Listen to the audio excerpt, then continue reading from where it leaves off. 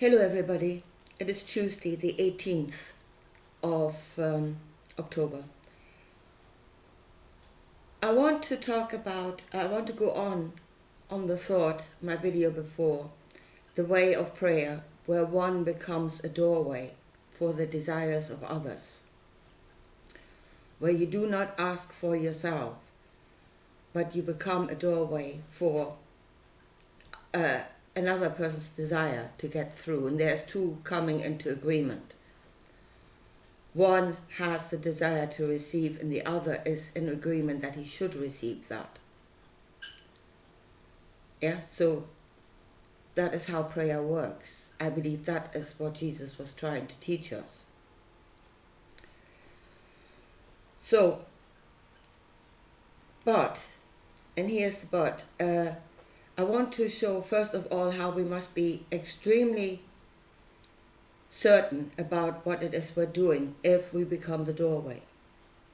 There is great responsibility attached to that, because you are the one that is letting things into this world. And I want to show you, and I do that at the end of the video, that Jesus did not predict the Great Tribulation. He created it through what he did. Because I have wondered for the longest time how a teaching that is in essence so good can actually create the mess that we are in, and we are in the tribulation. But I'll show you how that is done. He, through his actions, through what he said, he actually created this outcome. Which is why we must be extremely sure what it is we're doing. Anyway, and the other thing I want to talk about is, and here comes what is required of the doorway, of the gateway, is pure altruism. 100%, not for myself. Yeah? And how do we get there? And how do we get there without sacrifice? And there's another thing that, Jesus was led by something, and so have I. There's no doubt about it. But whereas Jesus followed blindly, I've been arguing the hell out of this thing for years now. I've never followed blindly. If there was something, I considered what I heard. And if there was something that my being rose up against, I said no. And sacrifice was something that I've been absolutely firm about. No sacrifice. Sacrifice is wrong. And the thing is, if this is all possibilities, then the possibility of doing this without sacrifice actually exists. And I think I found it. So, altruism. Let's think about this. And I looked this up yesterday, the meaning of it. Yeah? And there is two different things. One is in zoology, and the other is pertaining to us. I found two different things.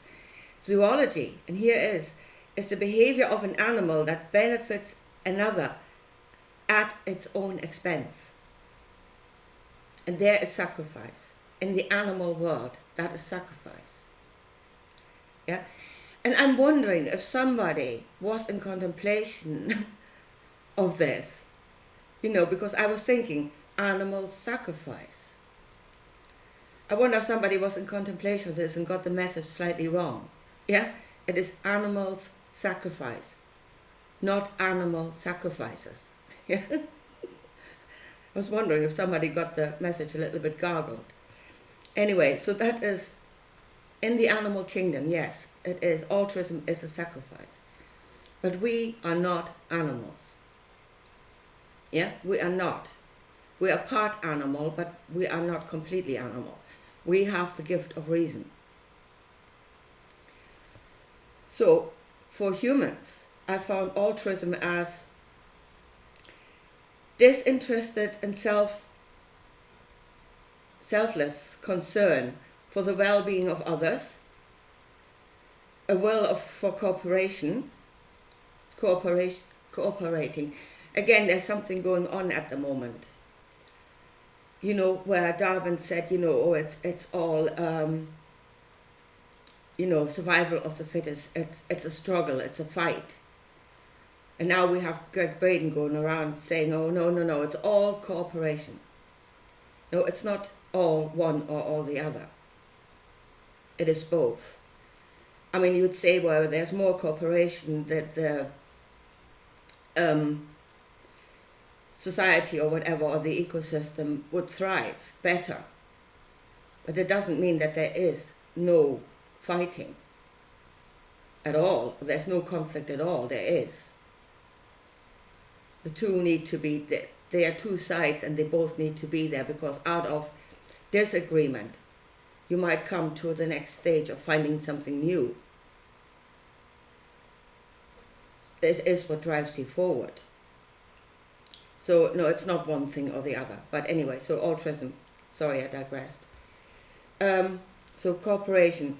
Doing things simply out of the desire to help, not because you feel obliged to do it, out of duty or loyalty or religious reasons. So there is complete selflessness. And as I said, animals sacrifice, and they do it out of their nature, driven by their nature. As I said, we can reason, and then reason will get in the way of us being completely altruistic. Because, I mean, the thought comes up, and that there's nothing you can do about it. I've got nothing, why on earth? Or my family has got nothing, why should I support another family out of what I haven't even got, or very little of, which leaves me with nothing? So, I mean, that thought comes up, and it's natural, and it's actually not wrong. That there's logic in that. Why should you? So, but that stands in the way of us becoming completely altruistic. It is the thought that stands in the way. But then, as I said, you go the way of sacrifice. That is, you're beating yourself into the corner, beating yourself soggy up that you're such a bad person for even thinking that. Sacrifice yourself for somebody else. And I say it's not the way, because you actually have got a point there. So how can we do this? And the other thing is that this reasoning is part of us. And we must not recreate ourselves into something that we're not by force. But we must work with the reality of what we are. And that is who we are. We have that thought. So it's not fight against it, but work with it or find a way around it. And there you come where you can come to a point that would actually work a treat, and where there's no sacrifice. And there is what Jesus said, and those who've got the most should become the greatest servants of all. And that would actually work in prayer. You could apply that to prayer. That is to say, you become the doorway and completely altruistic, because you are full. Whatever has been asked for, you have got it. You have got it in abundance. You know yourself to be blessed. You have no need of that. And then you can full on become altruistic and say, I know myself to be blessed, and I want that blessing for somebody else. I want somebody else to feel that same way. Yeah? And then you can become, and there should be no thought of for yourself, because you don't need it. Now, there is a thought going around that, like the sacrifice makes the gift so much bigger. No, it doesn't. It has absolutely no bearing on it.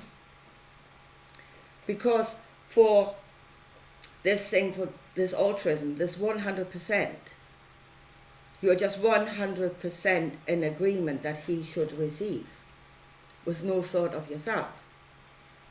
That is what is required, this 100%. But if you do it out of need, it doesn't suddenly become 110% or 120%. It doesn't. It's still 100%. So this sacrifice has actually got no bearing on this whatsoever. There is no need for that. And in fact, it being in need most likely blocks your ability to become 100% altruistic. So there is where and we can be filled with joy. We know it is good. We know it in ourselves. We can be filled with joy. We can be filled with a desire for somebody else. We can be filled with compassion, but there's nothing blocking it. So that would, for me, be the way. If somebody becomes the doorway, is the one that has got what others desire in abundance. And then he can ask. I mean, of course, he could give, and you would say he could give in a materialistic way, in abundance. But you can do that with money or with something else. But the other thing is, if you keep giving, you run out. On a materialistic level, you will run out. Which is where the prayer is, you don't run out. You know, there's no shortage in the Creator. And the other thing is, if it comes to what health, for instance. Yeah, I mean, how do you give up your health? You can't do that. You can only wish it for somebody else, but you can't physically give it out of your own, and you shouldn't give it out of your own, you know, even if you could. So there we go. This is how you can work it without a sacrifice. The other thing is, and this is really what we really must think about, the pitfalls. As I said in my video before, please watch it. It was my video from yesterday if you haven't seen it. This is heavy machinery. So, for instance, if you have something in abundance and somebody comes with a desire for the same, and you open yourself up to giving it to him, and there needs to be, again, reason. Just because it's good for you does not mean it's good for somebody else. And giving does not necessarily mean to give. Sometimes we do good by not giving. So there again, the doorway must have free will, whether it wants to give or not, or whether it wants to become the door, for giving or not. And there must be reason. Yeah, is this person coming because there's a true need? Or is it out of envy? And then what he would receive would actually not be good for him. Envy does not actually see that. It doesn't consider whether it's actually good for you. It just wants. So, I mean, the way that Jesus worked the miracles, the way he became the doorway for healing and for feeding, for giving people food, stuff like that, you can't go too far wrong with that. But as we will, and we will no doubt expand this to other things, then there needs to be a reasoning whether that is actually good for the person that is receiving, because otherwise you're doing something horribly wrong. See, there's the things that we must consider. So the other thing we need to consider, as I said, when, to what amount. And also that you could actually work this unseen, where you know, and now we're talking about your neighbor needs oil, for instance, and you can become completely altruistic about this. Then again, when, set a time when, and set the amount. Do not sit there and have this fuzzy feeling of my neighbor should have oil. He should be blessed with oil. um, you might create something you hadn't quite thought of, yeah? You might get more than you had envisaged. You could create a flood. So this is where we need to be specific about what it is we're asking for. Another thing, of course, would be, a best thing would be cooperation. Really, we need to cooperate on this, that everybody knows what's happening. So you might be sitting there thinking, and do the correct way, think the amount, think how it should be delivered, where it should go. But maybe unknown to yourself, 20 other people were thinking the same thing or praying the same thing. In which case if it is 20 deliveries, that's okay. Your neighbor would be extremely blessed, but that might be beside the point. You kind of missed the point there. So we really need to talk to one another. We really need to organize. This needs to be organized. And the other thing is, if you're doing it in the unseen way,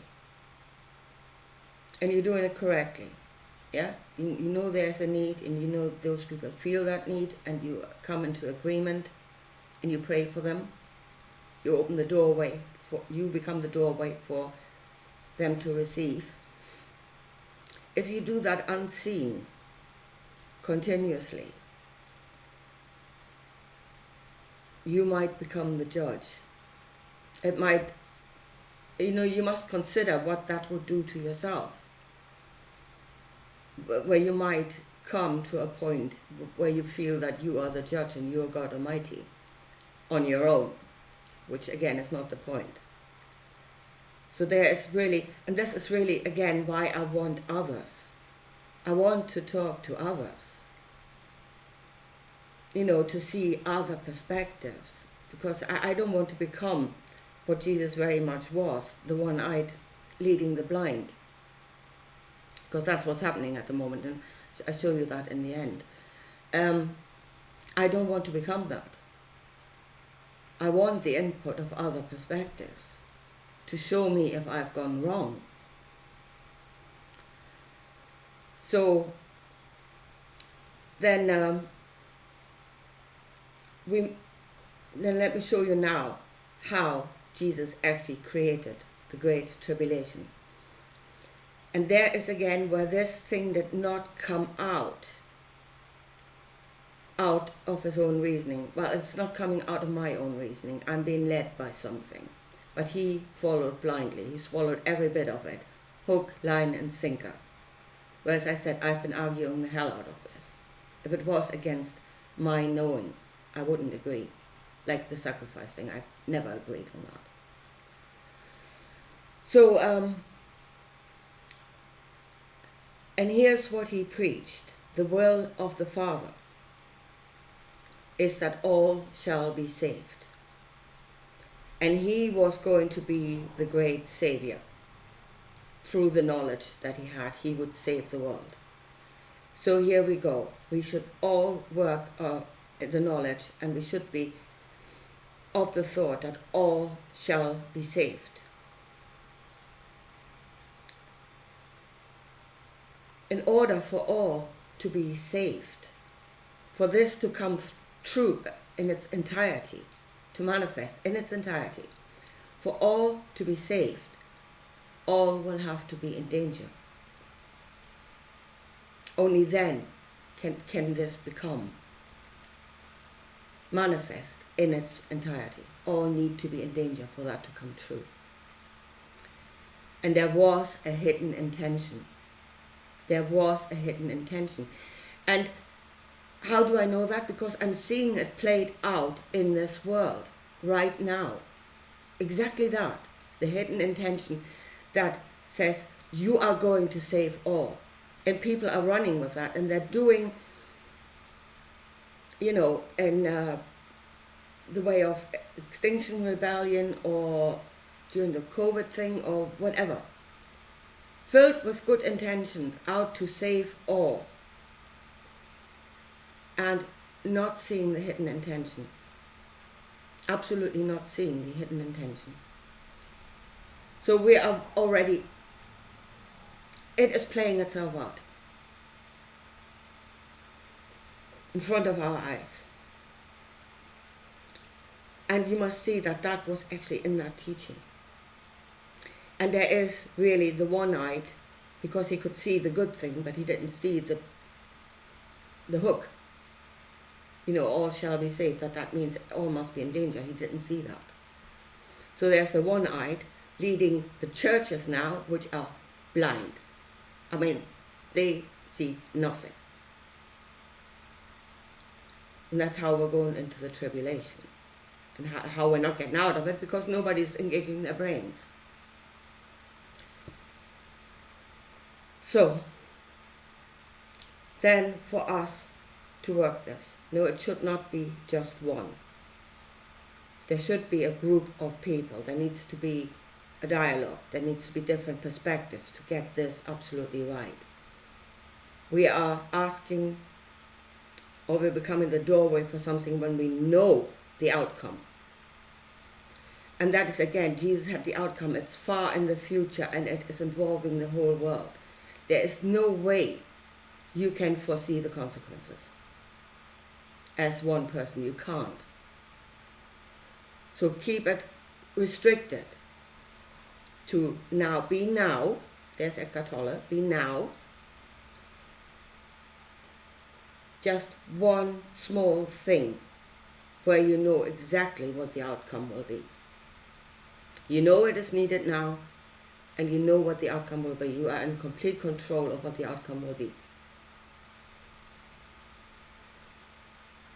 And that is, again, it is when we said hobs and nodes, the doorways and the desires. Not just one. Not just one. That is the outcome in the book of Revelation. One God that rules over all. And that is what, and that was supposed to be our outcome from the beginning. That was the intention. That was the hidden intention.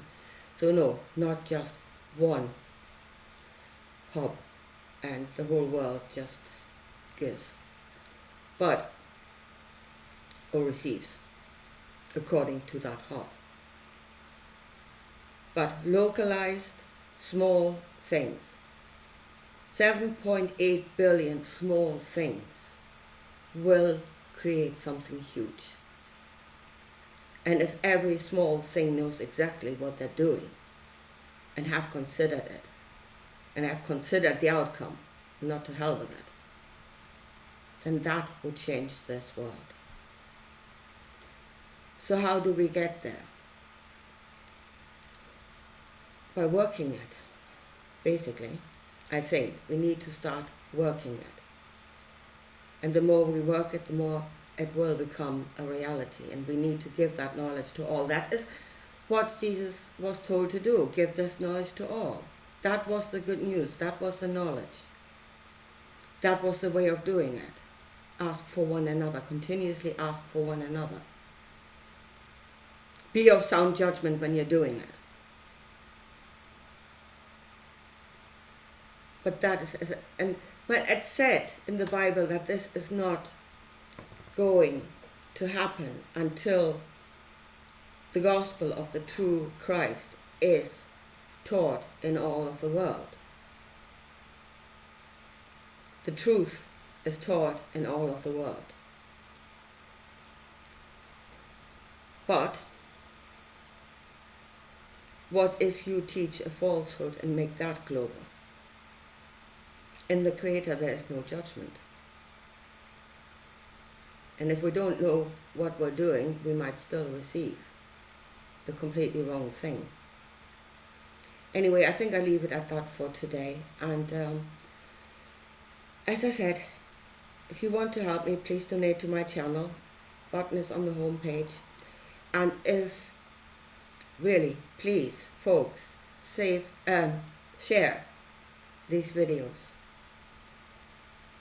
Bring this thought out. If you agree with it, bring this thought out into awareness. And let's see if we can get some kind of conversation going amongst a lot of people, and not just me sitting here on my own. Anyway, I leave it at that, and I talk to you again soon. Bye.